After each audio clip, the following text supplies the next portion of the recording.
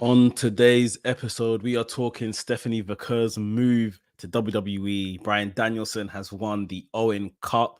And of course, Rhea Ripley, mommy, she's back in the WWE. All that and more on today's episode of the WrestleManiac UK show. Let's go.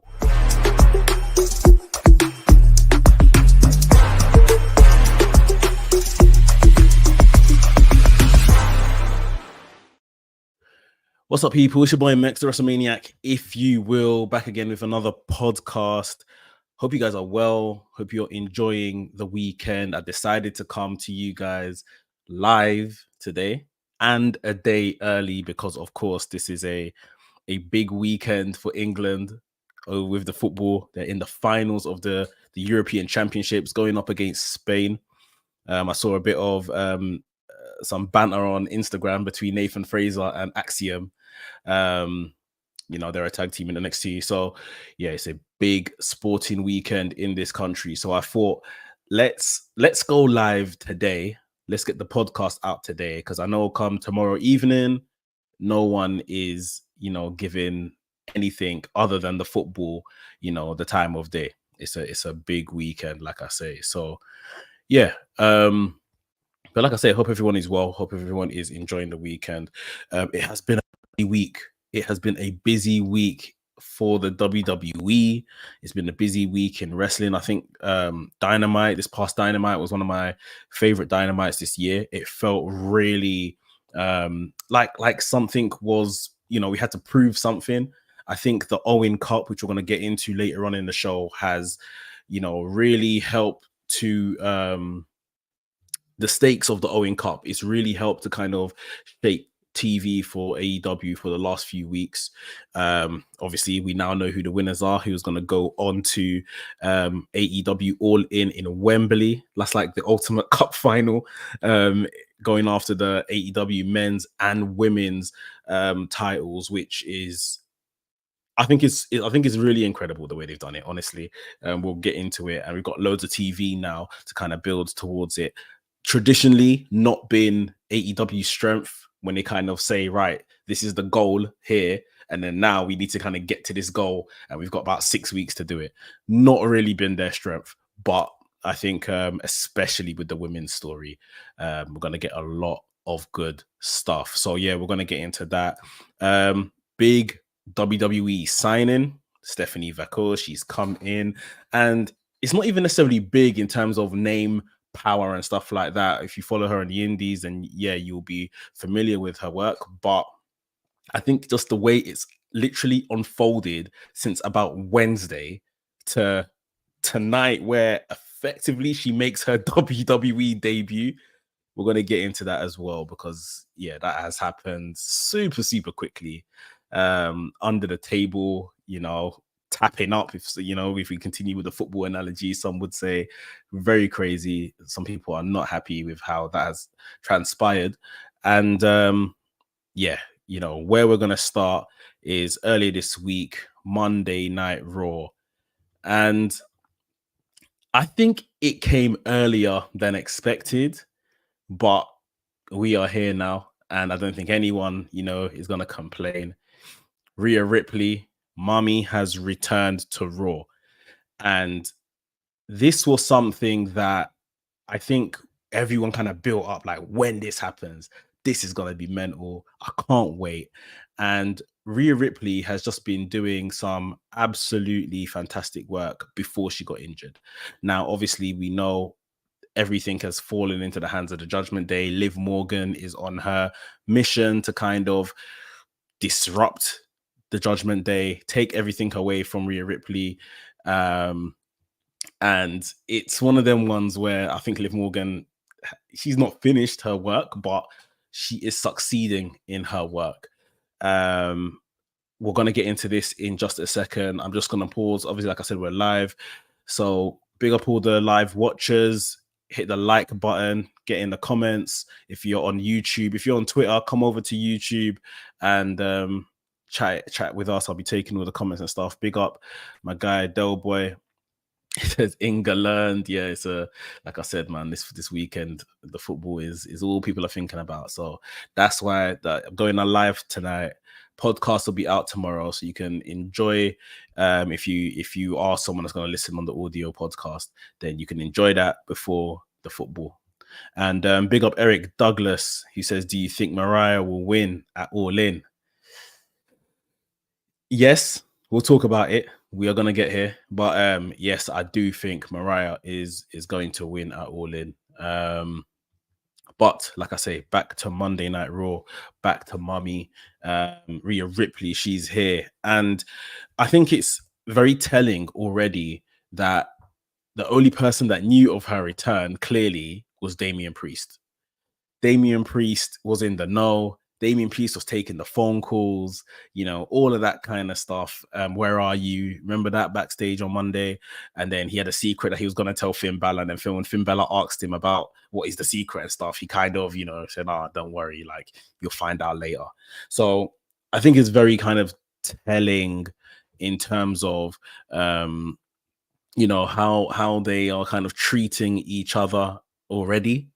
Like, it's it's already showing. Obviously there's a lot of fraction in this group anyway, but this is another level now that it's like only he knew she was returning, or maybe she sees him as the leader in her absence. Maybe she tries to wrestle that back from him as well. But we saw her come out, rapturous ovation from the crowd, and came into the ring. Liv Morgan ran for the hills, had no intention of sticking around. And Dom Mysterio was almost like, hey, like, you're back. He tries to give her a hug. She pushes him away. She's got the old finger up against his chin, like pushing him. Like, she's not happy with what she just saw. And what she just saw was Liv Morgan pulling down Dom. Dom was like mounted on top of her. Crazy scenes. And now, of course, I think Adam Pearce just came out maybe about an hour or two ago on Instagram, and he's basically said she will be there at Monday Night Raw this week, and we're going to have a chat about Mommy, Rhea Ripley, Liv Morgan, Dom Mysterio. And of course, as fans, we are all, speculating this is going to SummerSlam.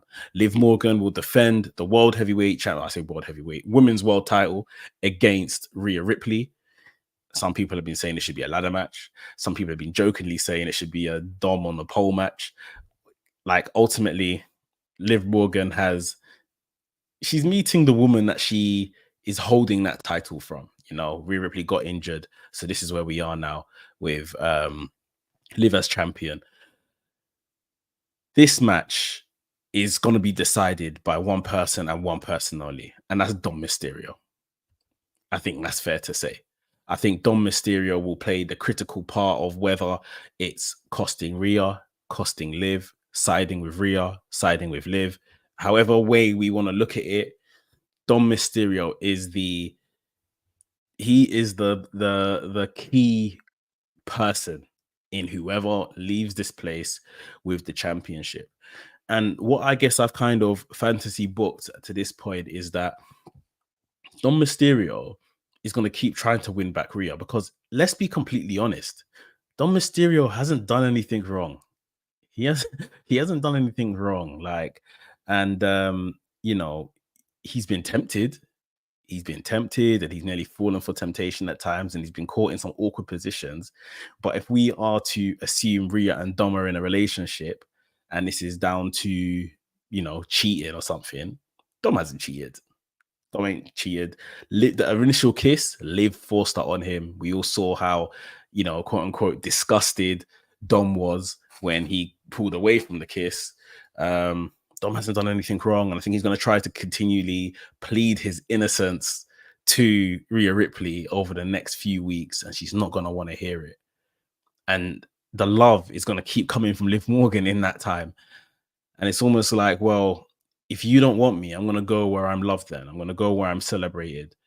And that is, Liv Morgan. And if we think back further to, Dom Mysterio joining the Judgment Day, it was because he wanted to go where he was loved and celebrated. He had beef with Edge. He had beef with his dad. So Rhea Ripley they wanted him into the Judgment Day and stuff like that. We can help you, this, that, and the other. He went where he was celebrated. Go where you're celebrated and not tolerated. We've all heard the saying before. And this could be, you know, fate repeating itself and Dom choosing Liv Morgan over Rhea Ripley, who, you know, he spent a lot of time with over the last year or so, but, you know, she's gone off and got married. And I don't know whether they count that within the kayfabe of this story or not. But in this time where she's been off, she's went off and got married. But we are definitely looking at a hot story between Rhea Ripley and Liv Morgan heading into SummerSlam. A lot of people have a lot of mixed things to say about this, just in terms of if it's their kind of story or the kind of overly sexual stuff, and just like, yeah, it's like, why are we still kind of doing sexy storylines in 2024? I hear it. I'm kind of in and out of it, sort of thing. Well, I'm kind of just enjoying individual performances. I'm really enjoying the Judgment Day as like the men that have just been left. I'm enjoying Dom Mysterio. Liv Morgan, I'm not all the way on board with yet. I think she could have really used this time to prove herself to be a really good fighting champion or a dominant champion. And she's been caught up in just a story, one title defense in Zelina Vega. Rhea Ripley, is great to see her back. Yeah, I want to see her active again, doing her stuff in ring, because she's a fantastic wrestler. So yeah, I'm kind of enjoying some aspects of this story, not all of them, but it's intriguing. It's a key story on Raw every week, so you know we can't ignore it. Can't ignore it. Gotta talk about it.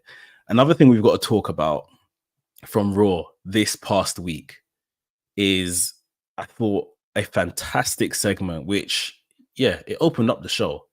I'm talking about CM Punk and Seth Rollins. And we saw, in my opinion, Seth Rollins own CM Punk. I think that Rollins put in a performance that is very difficult to put in against CM Punk. We know how good CM Punk is on the mic. And you know, when you try to kind of get into some sense of reality with CM Punk, sometimes he goes into business for himself in a way with just some stuff he says. I think sometimes it's like, you know, you didn't need to kind of cross that line. We're doing what we were sent out here to do. You see what I mean? But I think Punk played a really good role in this, as well as Rollins just kind of leading it from the moment he came in. He was cheeky at first, and, you know, playing along with CM Punk with some of the things that Punk was saying, and then he just stepped into his own, and he never really felt like, how can I put it? Like he came out to war CM Punk or anything like that. It felt like he came out for an apology. It felt like he came out for an apology, and it felt like, you know, I know this is CM Punk, I'm trying to get an apology out of, trying to like get, you know, trying to squeeze blood out of a stone, as they say. But it's like, I have to get off my chest, because now he's costed me my last opportunity against this current world champion for the title. And he really went to town on CM Punk, in my opinion, to the point where CM Punk knew that, okay, yeah, what I did over the weekend at Money in the Bank was prickish. I was being a bit of a prick. It's costed this guy, even though I was dealing with my personal business. He called it a pipe dream to say, you know, Seth Rollins, a multiple time world champion, you becoming world champion again is a pipe dream. I thought, and I like that wrinkle, because again, it's just like you're throwing out insults, but you know you're in the wrong here, sort of thing. And right now, if there's any pipe dream of becoming a world champion, it's you, because you're not even cleared yet. So the pipe dream lies with you and nobody else. And he eventually, through gritted teeth, turned to Seth Rollins and said, all right, yeah, you're right. I'm sorry. But the infamous but came, and it's like, yes, why can't you just apologize? Because you know you're in the wrong. He said, obviously, because it's you, how sorry can I really be? Which is fine, sort of thing. I think it's true to the character. But I did think, seeing CM Punk kind of just stand in that ring and get owned was something that, yeah, we don't see often. I think the performance from Rollins was very good. I think CM Punk, like I say, letting the character be vulnerable, admit his wrongs, was very good.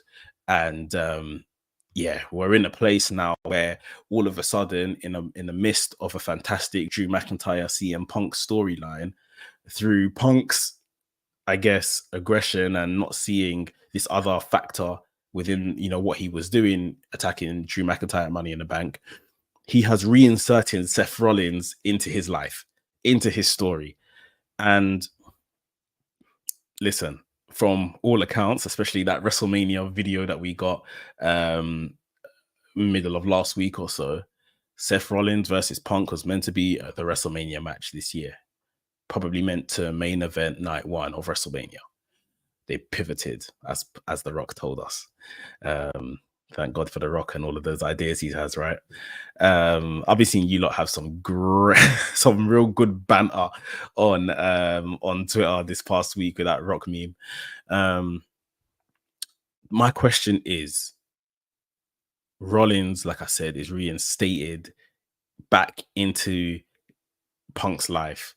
He's now in this feud alongside Punk, and on the other arm is Punk and Drew. Now we've got Punk and Rollins on one side.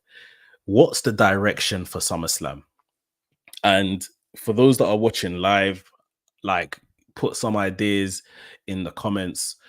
What is the direction for SummerSlam? Because I guess the plan is to get CM Punk back for SummerSlam.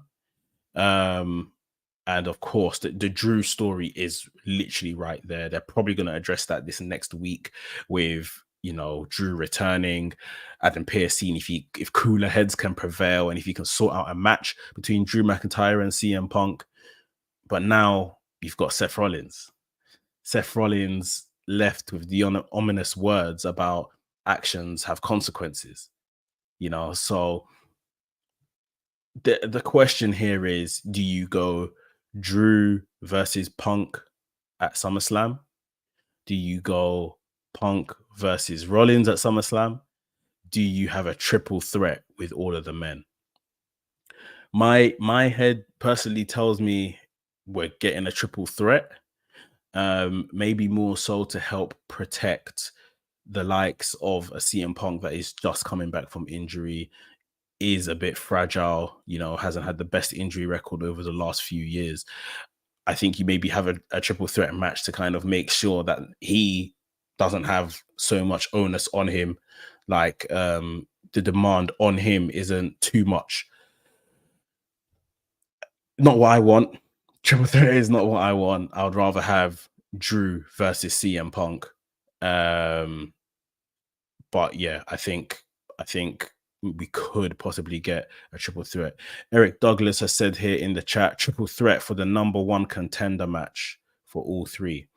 That's a decent way to do it because Rollins has obviously been, shafted here one way or the other. Drew has been chasing down this title anyway. That's all he's here for.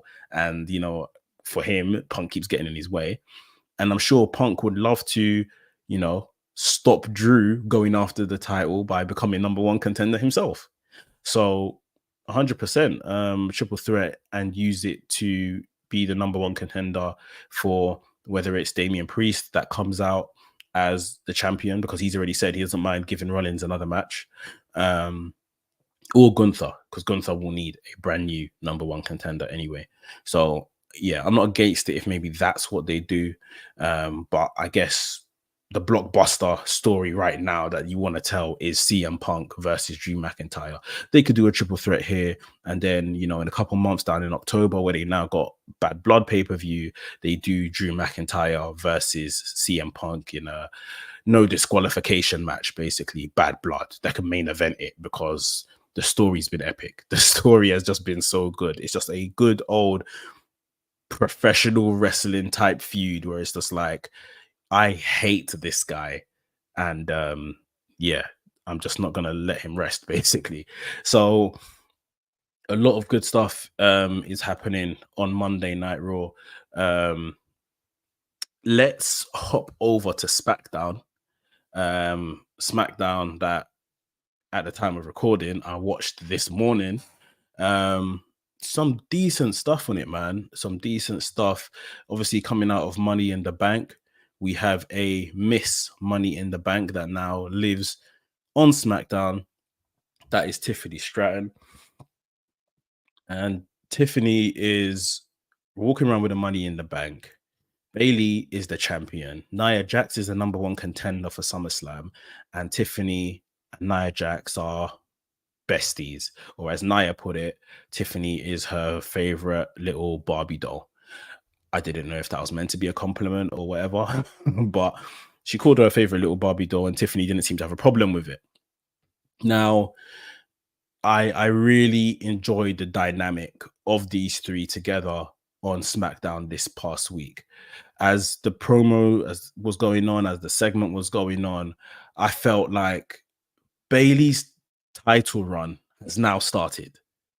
And I hope you guys kind of feel where I'm coming from with that one, because Bayley Bayley has had one program before this, and that was Clash at the Castle, Piper Niven, and that was more or less them thrusting Piper Niven into the title picture because it was in her hometown of Scotland. So this is like a true story that has built up. Obviously, Nia Jax won Queen of the Ring, coming after Bayley because that makes her the number one contender at SummerSlam. Another number one contender-ish has been built through the Money in the Bank with Tiffany Stratton now. And Tiffany and Nia, like I said, have this ongoing story of their friendship sort of thing. So it's nice. It's nice. And obviously Nia has been bringing into story, her previous match in NXT against Bayley and what happened to Bayley in that match. There's a lot to play with here. And Bayley just really felt like in the segment, she felt alive. It almost like, right, you guys are giving me something to do now, sort of thing. So, let's cook, let's get at it, sort of thing. So it was good to see Bayley basically, kind of the champion being treated like the champion. Like even when she came out, when Tiffany had started the promo, I was thinking, I can't even remember the last time Bayley has come out and addressed someone in the ring, and it's like not just been a backstage segment with Naomi or something like that, So yeah, good for the champion to actually feel like a champion, and I can't believe I'm saying that, but I'm sure you guys understand where I'm coming from with that one. Tiffany Stratton is so over. She is so over, and so over to the point where I thought she doesn't need to win this Money in the Bank because they can get her to the World Championship without it. Like, it suits her character. I can't deny that. Same way I thought this is going to suit Chelsea Green very well. But Tiffany Stratton is I guess at this point more believable to become a WWE Women's Champion more so than Chelsea Green, so they went with her. But like I said, it's still so obvious to me that I thought no, they won't do it. They'll build up someone else through the Money in the Bank, and Tiffany they can get there. But no, they went with the obvious, and there's nothing wrong with going with obvious. There's nothing wrong with predictable. I just didn't expect them to do it. But yeah, I think Tiffany Stratton was great. The crowd was behind her as she was cutting her promo. Like I said, Bayley came out and they had a bit of a confrontation before Nia Jax came out. Now, before maybe Tiffany Stratton won the Money in the Bank, just before Money in the Bank in general, I was I was like 100% sure Nia Jax is going to win at SummerSlam. Nia Jax is going to win the WWE Women's Championship. She's done some really good work since returning to the company in November 2023, whenever it was that she returned. And I just thought it makes sense. Give her a run. Like she does deserve it, sort of thing. And she's dominant, and everything just kind of makes sense, sort of thing. Let's do it, sort of thing. I'm not so sure anymore. And I don't know if anyone has an opinion as well. Put it in the comments below. Does Nia Jax win the WWE Women's Championship at SummerSlam? I don't know. I don't know because, like, put it this way: I think Tiffany Stratton is walking into WrestleMania next year, Las Vegas, as the WWE Women's Champion. Now, you could have a scenario where, you know, Bayley just wins and leaves with the championship done at SummerSlam. You could have a situation where Bayley wins, but Nia Jax like beats the crap out of her after the match, and Tiffany cashes in. Then we could have a situation where Nia becomes champion, and then obviously the inevitable happens. They're both heels, so Tiffany turns on Nia and cashes in on her, sort of thing. Walking out of SummerSlam, though, I just don't know which one of the three is going to be right now. I really don't. I would like to see Nia Jax as champion. However, at the same time, I do want like a serious Bayley run because I think Bayley is great. I'm completely undecided, and we'll probably wait to see where TV leads us in the next few weeks as to what we can get out of these women. Who's going to get the upper hand, what it's going to look like going into SummerSlam. Tiffany Stratton, regardless, is going to be lurking with that briefcase. So that's going to give us something to think about. I really enjoyed her little tease of the briefcase, of kind of ushering Nia Jax out of the ring, like, oh yeah, don't worry about her, like, get out of the ring, sort of thing.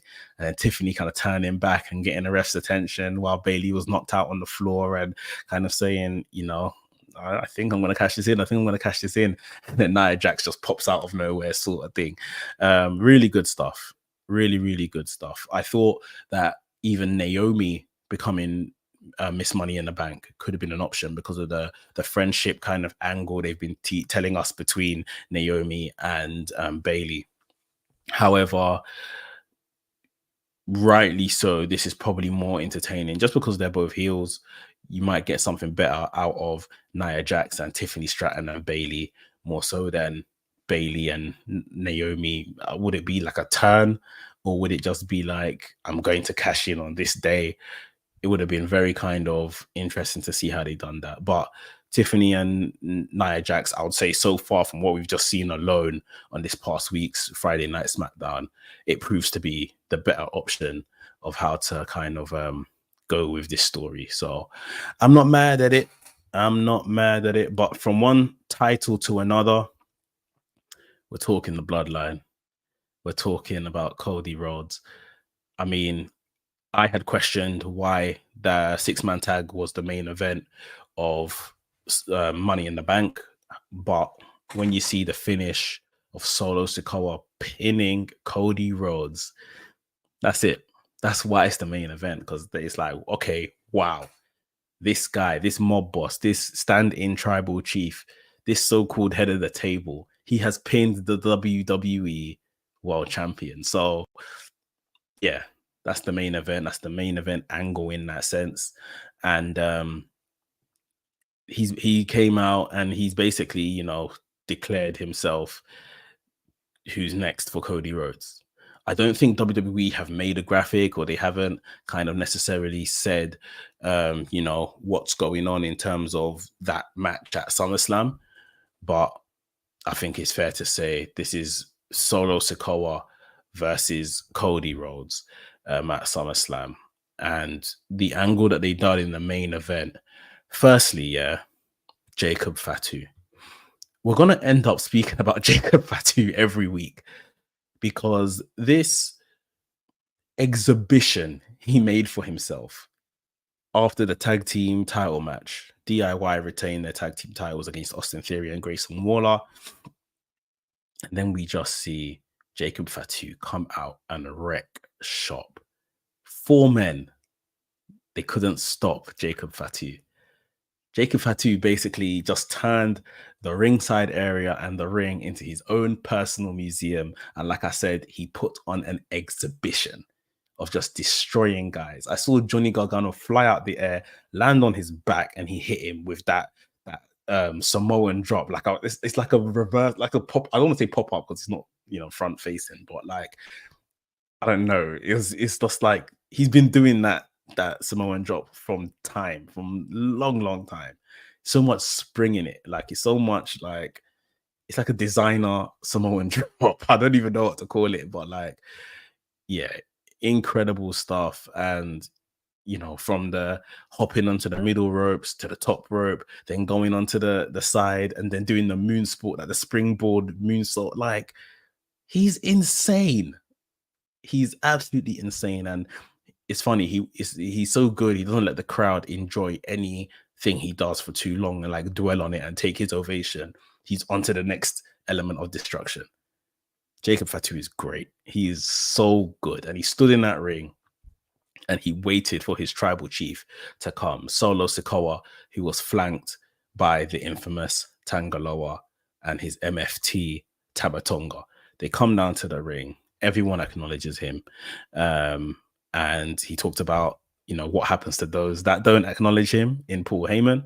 He talked about those that, like Roman Reigns, that will have to come back. If he comes back, he will have to acknowledge Solo. He talked about Jimmy as well, who didn't acknowledge him, and see what happened to Jimmy.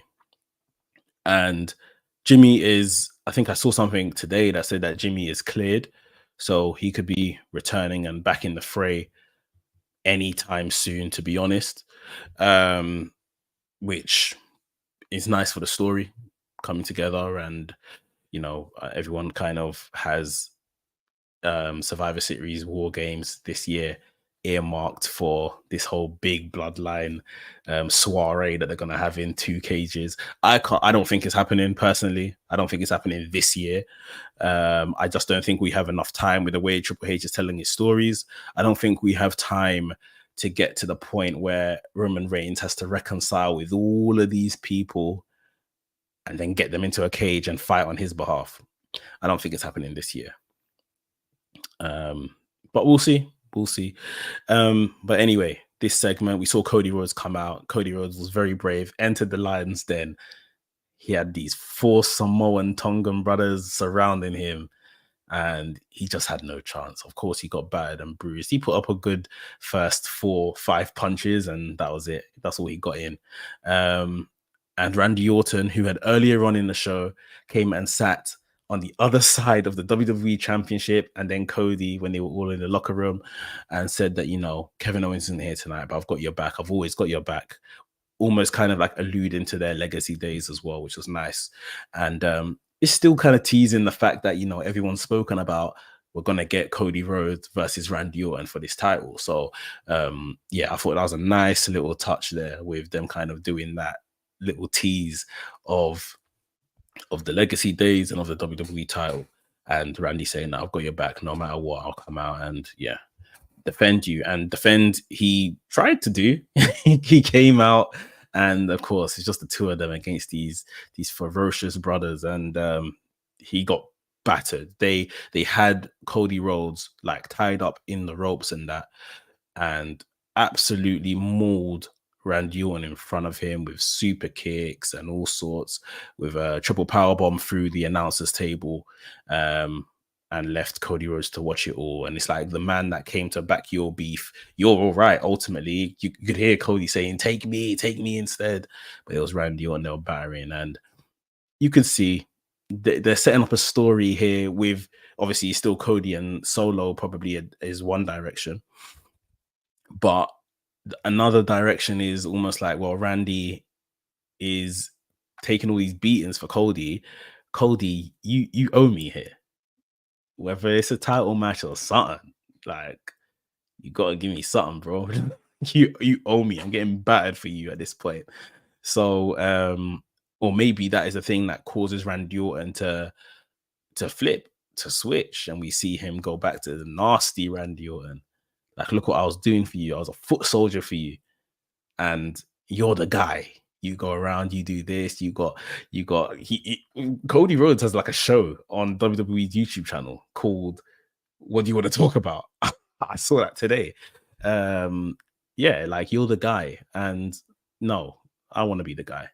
So, yeah, maybe that is how they get into their own feud. But they know that as fans were expecting it, they're keeping them close together in that aspect. So yeah, I'm looking forward to whatever this bubbles into. But we're pretty much at the beginnings of it all. So yeah, I'm looking forward to it. I'm looking forward to it. But I think, yeah, those are mainly the biggest stories coming out from TV, WWE, or what we saw on TV this past week. Appreciate again everyone that's watching live. Hit the like button, subscribe if you're new here. If you're watching on Twitter or X, you want to comment, you want to really get involved, come over to YouTube and watch as well. We have a question. I put our question thread on Instagram for this podcast, and we've got a question here, just going back to that last segment we were just talking about. Question says, every I think ever since Solo has started wearing shoes, he's become Teflon. Do you think he can dethrone Cody? I think if they do Solo Sikoa versus Cody Rhodes in the main event of SummerSlam to, you know, for the WWE title, if Solo wins, that is massive. If Solo wins, even if it's a thing where he wins it to drop it back in like 3 months' time, I think that is huge. I mean, they had the fears. We all heard they had fears over him and Jacob Fatu and who's going to look like the guy of this faction, right? I think they played it very well. They built up Solo very well. I think they then brought in Jacob Fatu as this crazed enforcer, as he is for Solo, and pretty much keeping him doing enforcer kind of things right now, which is smart. They're not really having him talk or anything like that to kind of, you know, have any strong affinity with the fans. The most the fans are really loving Jacob Fatu is just coming down to his wrestling and his ability in and around the ring. If they put the title on Solo at SummerSlam, that is just showing he is the number one guy. There is no debate between Solo and Jacob Fatu because one has the flipping company belt around his waist and the other doesn't. Like, it would be absolutely massive if he, and to be honest, we've seen bloodline shenanigans in these big matches. Yes, it's not this bloodline per se, it was the former iteration of the bloodline.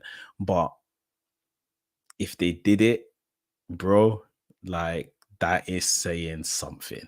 That's absolutely saying something. I don't think they do. I think how they're going to protect Solo at SummerSlam is maybe a Paul Heyman comes down to the ring or Roman Reigns comes down to the ring and that distracts Solo and Cody gets his win. Cody gets out of there and lets the bloodline deal with their stuff. Roman and Solo Sikoa maybe do a face-to-face to end the show.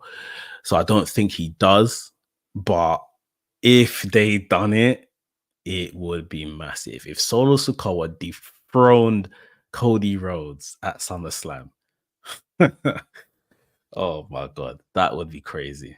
That would be mental. But I mean, it's a good way to, you know, get people, like, put it this way. If it was Attitude Era, they would do it.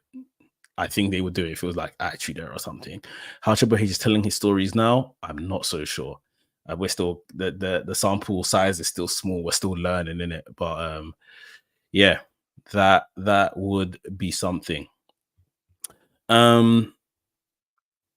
Let's talk Stephanie Vaquer. This has been like the story this week. Stephanie Vaquer has signed a WWE contract when she was only still wrestling for CMLL on Tuesday night, with no indication, you know, to the general public at that time that would be her final match, you know, outside on the indies, if you want to put it like that. Stephanie had her match, and at the end of the match, she was saying her goodbyes. You could see her like kind of staying in the ring and really saying goodbyes to the crowd and this, that, and the other. And people were like, oh, you know, maybe she's made a decision. that we were hearing a lot of stories like she had contract offers from AEW, she had contract offers from WWE on the table. But then the next thing we saw is her having this match on Tuesday and saying goodbye to the crowd. I think that was very telling, the way she was kind of greeting the crowd on Tuesday night, I think it was. And then by Wednesday, we had a statement being put out by CMLL. I think CMLL put out their statement, and they also mentioned New Japan on the statement, saying that, you know, she will no longer be able to fulfill her remaining CMLL and New Japan duties. With immediate effect, she's dropping the CMLL Women's Championship. She's dropping the CMLL Tag Team Championship. And in a matter of time after that, I think we saw Rev Pro, who she was booked for is it Fantastic Mania? I think that's the name of the show. Yeah, they came out and basically said they're going to have to replace her. She's no longer available. Now, for me, the first statement by CMLL and New Japan was the biggest telltale sign, because it's like AEW are in bed with both of those companies, CMLL and New Japan. So even it was a thing where AEW wanted her exclusively, they would have just let her finish those dates and then move her to AEW exclusively. The fact that she couldn't even finish her dates, she's WWE bound. She's WWE bound, isn't she? And yeah, what's come to pass from what we know later on that evening, Wednesday evening, Shawn Michaels, you know, head honcho over there at the PC NXT, he tweets, Stephanie Vaquer, welcome to WWE family. Can't wait for you to turn up in Florida, or something along those lines. Crazy. Absolutely crazy. I mean, from the press release from CMLL and New Japan, like I said, you know, if you're about your smarts, 1 + 1 = 2. There's no reason why, if she was going to AEW, she couldn't have done those dates. But it's WWE bound. And for AEW, it's said to be it's a big loss. It's a kicker, because they really wanted her. Obviously, they just recently had her on their programming for Forbidden Door. She faced Mercedes Moné, defending the New Japan Strong title against Mercedes Moné. I guess, thank God, in a way, Mercedes Moné was booked to win, because that would have just been another, I'm dropping this title, and that wouldn't have been good for New Japan, who are trying very hard to establish this title. So yeah, I guess the booking was correct for Mercedes Moné to get the win there. But yeah, AEW have said they really wanted to sign her. This is just a case, you know, from everything that's out there. This is a woman that had her head set on WWE. Like, she had a WWE trial, if I remember, in 2018. Was it 18? I think it was 2018 she had a trial. So she would have she trialed within the same year, maybe in the same set as Jade Cargill, EJ and Duca, that particular class. Whether it might not have been the same class, it might have been within the same year. You know, they do different trialing bits, but yeah, that would have all happened within the same year, should we say, of when she tried to get into the WWE, and she didn't get in. She has been a lifelong WWE fan. It's been said she's done like work overtime and all this stuff to get WWE tickets. She's a big Rey Mysterio fan. So it's like the company of your dreams, the company you were raised on, wants you. I guess it's a no-brainer. It's a no-brainer. I'm going over there. And she's obviously got a glimpse into AEW, and I don't want to put words into her mouth or anything like that, but she's just been over there. Like I said, she's done Forbidden Door. She done a couple other tapings and stuff beforehand. So she would have some inkling of this place and what it's like. So you would think if she wanted to sign there, she could have, even though if WWE is her dream, I guess AEW is the one that actually gave her the big break. But she's went with her dream, which is fine. And like we're saying, so much so that she's actually set to make her WWE debut tonight, I believe, in a WWE live event in Monterrey in Mexico.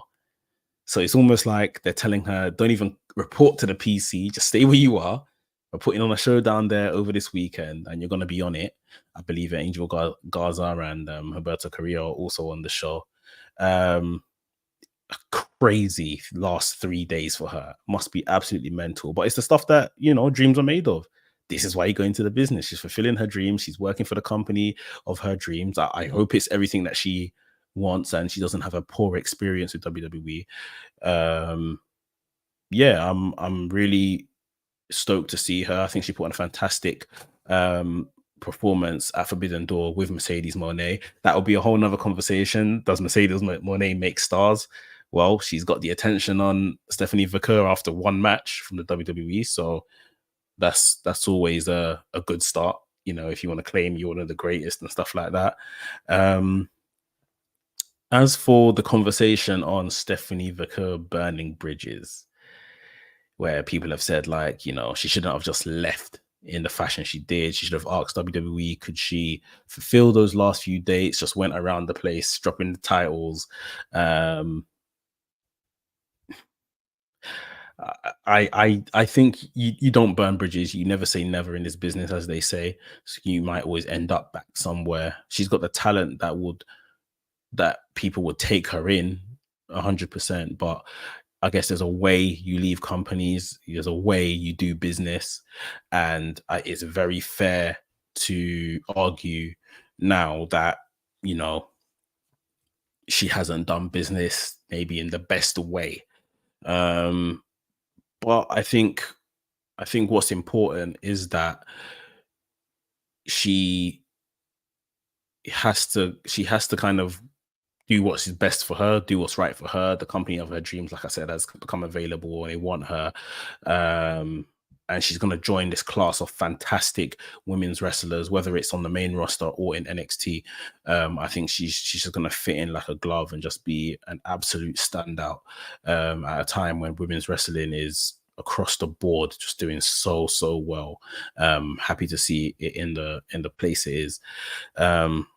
But yeah, she's definitely made headlines. If you didn't know Stephanie Vaquer before this past week, or even out Forbidden Door, you're definitely going to know her soon. She's going to be on the screens now and everything. A really good wrestler that I can't wait to see how her kind of character work comes across more, especially in the WWE.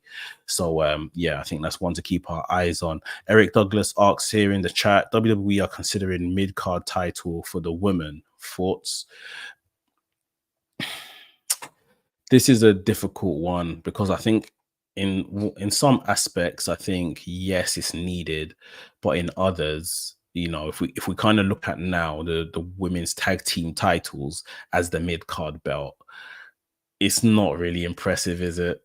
Like, it's just not really impressive what they do with it, how they handle that particular title. So it's like, yeah, we definitely need to be careful. If we're going to bring in women's mid-card titles, you guys need to book it proper. Otherwise, this is just going to be a mess, really. I think they would book it better than they book in these tag titles. I was suggesting to some friends during the week, I think it was, maybe they just put the women's tag titles on Raw and then put a women's mid-card belt on SmackDown. So that's kind of ticking off both mid cards, if you like. That could be one way to do it. But they've got a lot of women. They definitely have got a lot of women, a lot of talented women. And, some aren't going to stick around waiting for their turn for too much longer. We saw Dakota Kai a couple of weeks back on her stream almost crying out like she just wants a chance. Just give her a chance at a top title or whatever the case, a title. Which is I like it. I think the whole crying out thing, it's a bit like, oh well, go and have a conversation with your boss first before you kind of start outing it in the public like that. But either way, it's showing her determination. She's stoked to kind of get into that position. So yeah, I want the women to have what the men have in mid card and stuff. It's just manage it as well or to some level of, you know, good standard as you do the men's stuff. That's it. Just don't give it to them, and just then don't book the title. That would be crazy. But crazier things have happened. One of the crazier things that have happened in recent times is now WWE wrestlers getting to go and work outside of the company. This was just a thing that, you know, did Vince allow people to do this? Like, it's absolute craziness. There were odd situations where Vince would allow people to go. I remember the conversation of a trade of Christian and Ric Flair back in the day with TNA and stuff like that, but not really the done thing. And today we had the Marigold show, we had the Noah show, and we had AJ Styles and Io Sky on those respective shows. Like I said, just something that just wouldn't have happened under a different regime. Really good stuff. For the Marigold show, I caught Io's match, which was like the, what do they call it? The double main event. The I was gonna say semi-main event. I don't know if they call it that, but yeah, Io Sky went up against Utami Hayashishita in just a really fun match. This was the Marigold Summer Destiny event. Io Sky looked like she was having the best time ever. I was so happy for her. Like, someone who truly is one of the best wrestlers in the world, especially when it comes to women's wrestling. Like, I know the term gets bandied around a lot, but Io Sky is truly one of the best. And it's almost like she wrestled an entire match with a big cheesy grin on her face, like, I'm home, and this is just, it just makes sense. It just feels good. And like I said, she was excellent throughout the match, very charismatic, loving life. Utami was great as well. Really fun match between the two. Io Sky beat her. She gave her a tombstone power driver. She gave her a tombstone power driver, and then she went up top and gave her moonsault for the win. Incredible stuff. And she cut a promo afterwards, which on commentary they'll translate, and just saying how grateful she is that, you know, 6 years since she's wrestled in Japan, obviously because she signed to the WWE, and you know, there was a time where she was contemplating going back to Japan and leaving the WWE. I think that was a matter of what, 2 years ago, maybe, or so. 2-3 years ago, she was contemplating going back to Japan, and as it were, a certain Triple H takes over the reins, and, you know, fortunes change. I think she wanted to go back because I think she was newly married, if I remember correctly, and just, you know, was just wanting to go home. But sorted things out. She's been in that time now, she's been a WWE Women's Champion and stuff. Had a great showing the other weekend, and Money in the Bank had a great showing on Monday Night Raw. Was in Japan this weekend. It was brilliant stuff for Io Sky. And then, yeah, if you watch the main event of that show, Julia, who is actually, you know, WWE bound at this point, going up against former WWE wrestler Saray. Fantastic match. That was a championship match that Saray won. That was really, really fun. So Marigold, which is this all women's promotion, stardom alternative that Triple H kind of has control under through Rossi. It's good show, really good show that they put on. I will go back and watch everything on the undercard as well. But yeah, it was great. I'm just so happy that Io Sky was so noticeably happy for that. And like I said, she cut that promo saying how happy she was, thanking Marigold for having her, thanking Triple H for letting her do this. So yeah, great stuff. And then, like I say, we go over to the Noah Destination event, which happened as well. I watched most of this card. AJ Styles and Marufuji was, again, the semi-main event, or whatever they call it, the main event, the double main event, or whatever. AJ Styles won with a Styles Clash. Really fun match as well.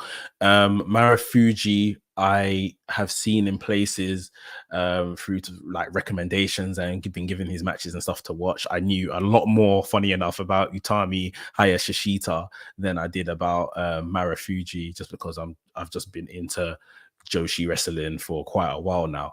But this match again, it's just we're watching it and you just think you're watching 2K or something like that. Like, this is fake. What are these two guys doing up against each other? Like, just from complete alternate universes. And yeah, it was fun, man. It was really good to see. And I think we learned as well, like, this isn't going to be WWE's last endeavor with Noah. We know they had some stuff with Noah a couple of years back now, maybe. Was it when Muta retired and Shinsuke Nakamura was allowed to go over there? Might have been just last year. But yeah, now obviously there's the N1 tournament happening. What do they call it? The Victory Tournament, I think it is. And WWE are sending over from NXT Josh Briggs and Tavion Heights to compete in that tournament, which is brilliant. Like, it's cold. So wrestling is becoming this, intertwined universe, as it should be.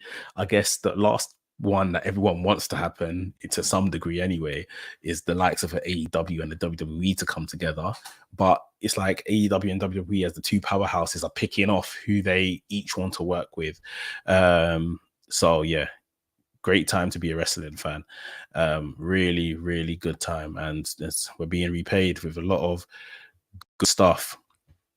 Now, talking about good stuff, we're going to get to AEW. We're going to start with the main event of Dynamite, which was Mariah May going up against Willow Nightingale for the Owen Hart Cup. This was the final. The winner faces Toni Storm for the Women's World Championship at AEW All In Wembley. And Mariah May wins. Mariah May gets the win. Now, I won't lie to you. At this point, we're about 3 days removed from when I watched it, 2 days removed from when I watched the show. I can't necessarily remember the match, Mariah May and Willow, too much, just because all till now I'm in awe with the closing angle. So, like I said, Mariah May gets the big win here. Mariah May celebrates with Toni about, in and around the ring area, and Toni kind of ushers her towards the top of the ramp where the trophy was. Mariah May darts up the ramp. She gets to where the trophy was with the belt attached around the trophy. She unhooks the belt, and as Toni Storm arrives at the top of the ramp, she absolutely clobbers Toni Storm with this title. Continued beating her with it as the cameras were looking away at Mariah May beating up Luther, now throwing Luther off the ramp through some tables. You saw Toni Storm went to work with the razor, gave us some color, and if I'm correct, this might be one of the only times we've seen timeless Toni Storm, which has been, an old school black and white act in color. She was in color, bleeding in color, and then the most poetic part of it all happened. Watch for the shoe. Toni Storm didn't watch for the shoe, and Mariah May takes the heel and absolutely ramming the heel of these shoes into the head of Toni Storm. She's a bloody mess. Mariah May's a bloody mess. Like, this was gold. This was brilliant. And it's so few and far between when we get these kind of uber violent moments from women's wrestling in general on TV. It just doesn't happen as much as I would say you would like. I don't know if that's what you guys like in your wrestling. I love it in my wrestling.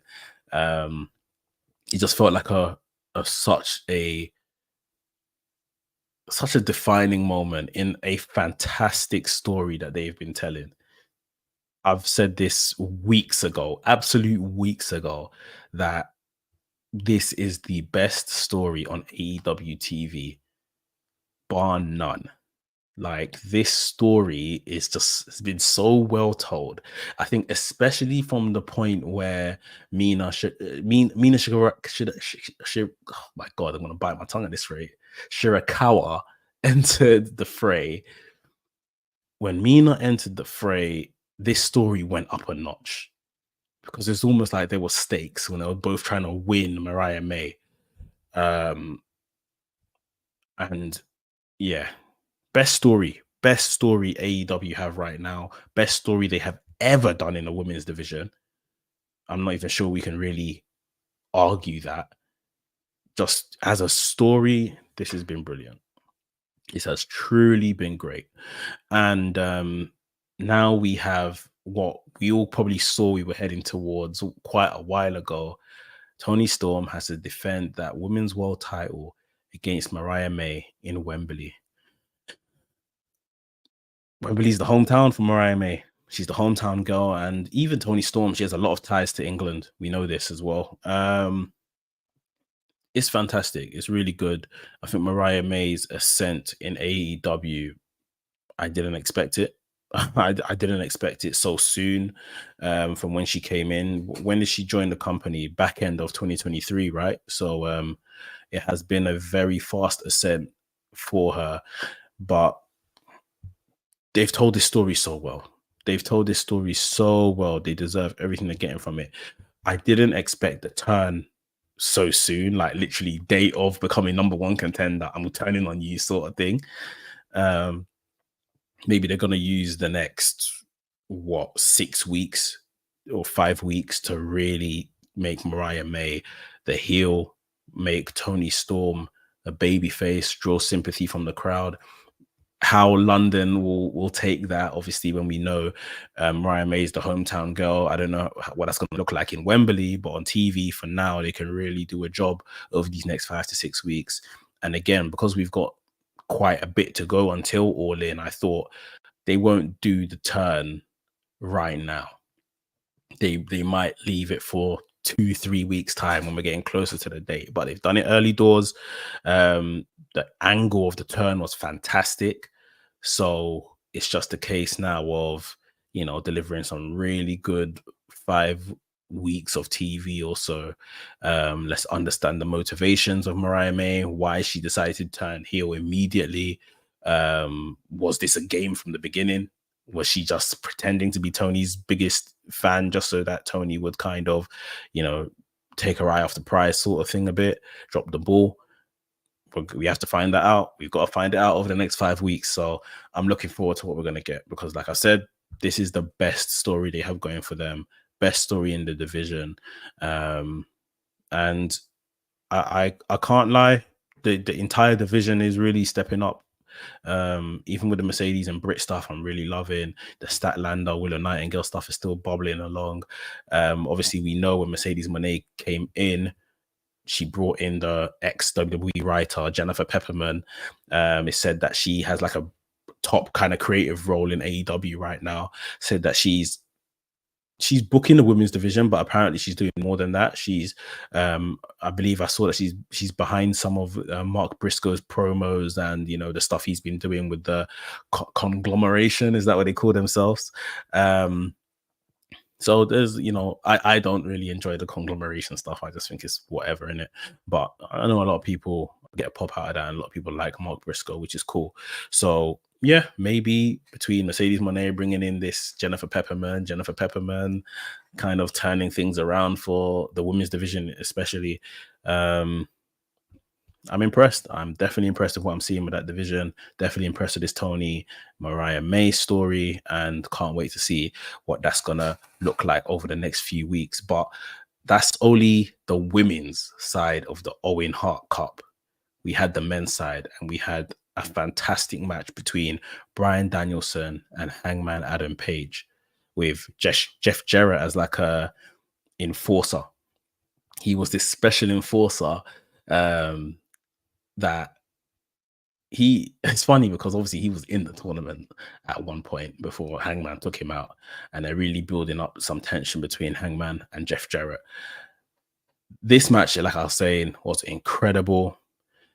surprisingly, and I cannot be the only person that is still kind of surprised. I want answers as to why Hangman didn't win, but in a good way. But yeah, Hangman didn't win. Like, and I thought, what? Hangman's gonna win. We're gonna go back to the well of Hangman and Swerve at All In, which seemed to make sense. We know that All In has kind of been bookmarked as Bryan Danielson's last big hurrah, and he's gonna step back from here. I don't think it's quite retirement. I think he probably just does a extremely more reduced schedule. Maybe just comes back for the big shows. Or maybe when AEW are in town in his neck of the woods, he'll come out and be on Dynamite or something like that. But yeah, he is basically done after All In, if you want to put it like that. So it makes sense in one degree. He kind of, has his big swan song in the main event. Probably won't win against Swerve, but he says the goodbye. But like I say, the match is Swerve versus Bryan Danielson, because Bryan Danielson won the Owen Cup. Now, where do we see the likes of a Hangman go from here?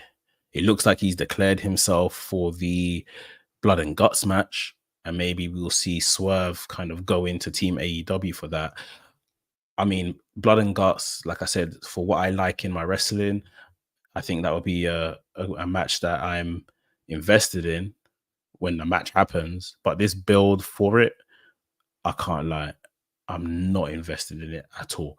Like I said earlier, I think Danielson gets the big win here, and then Danielson will go on to, go into the sunset, and Swerve Strickland, a reign that we thought was gonna end with Ospreay, a reign that we probably thought would end that All In, maybe with a rematch to Ospreay, or maybe with a match against Hangman Adam Page, and Hangman finally stops Swerve with this world title, like his whole MO was in the first place.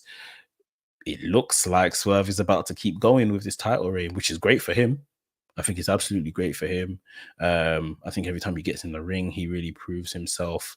If I'm being honest, I'm not 100% there with what he's doing when it's not a match, which is usually the part where it's like, as a champion, you flourish in the segments and stuff like that. And when it gets to the match, especially when it comes to WWE, you can take your foot off the gas somewhat in it. AEW, we're the best wrestler, as they say. He kind of excels and shows his championship stature and caliber through the matches. And for me personally, this is my personal opinion, I just don't feel like in the segments it's to that same level as how he performs in matches, if that makes sense. But it's either here or there. It looks like his reign will continue, which will take him into All Out, which is the following week or so, or maybe 2 weeks later. We got All Out, and then of course into the autumn time when you get a Wrestle Dream and these other events and stuff. So Swerve title reign's looking intact for now, I would say. If All In wasn't going to be the place, then I think we're heading for a Full Gear rematch with Hangman Adam Page. And what's Full Gear? November, if I'm correct. Swerve versus Hangman at Full Gear. It's probably my early prediction. And if they run back, the no disqualification match or Texas Death match that they had last time, Jesus, man, I don't know, man. That match is one of the most incredible acts of violence I have seen in professional wrestling. Really, really enjoyed that match last year. But if we're going there again this year, as in that particular date and venue and event, then yeah, they're gonna have to find a way to top that, in my opinion. With all the bad blood that has surely been built up and will surely come to the surface again when they see eye to eye going into that program, if that is going to be the program. So yeah, Strickland versus Danielson at All In is settled. Toni Storm versus Mariah May at All In, settled. I did have an inkling after Dynamite that, Hangman, I'm sure, will still find his way into this story. But we'll see. We shall see.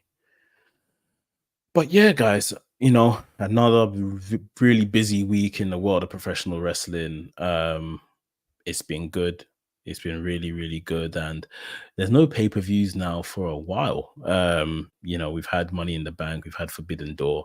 So we're now marching towards SummerSlam, which is the top of August. And then later on in August, we've got two more. So August is packed of the pay-per-views. It's just nothing till then at this point, because sometimes it feels like it's like every week. So like I said, SummerSlam, I believe, top of August, first weekend in August. And then 25th of August, we've got All In Wembley.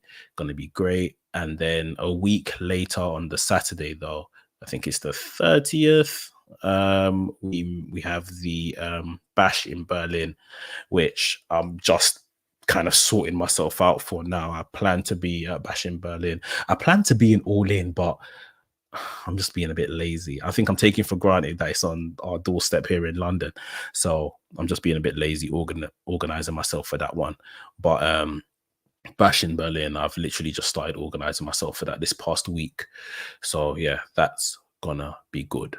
But yeah, guys, another week. I hope everything that you're looking forward to in wrestling happens over the next week as well. We've got some good stuff coming up on Raw and AEW as we start building towards these pay-per-views.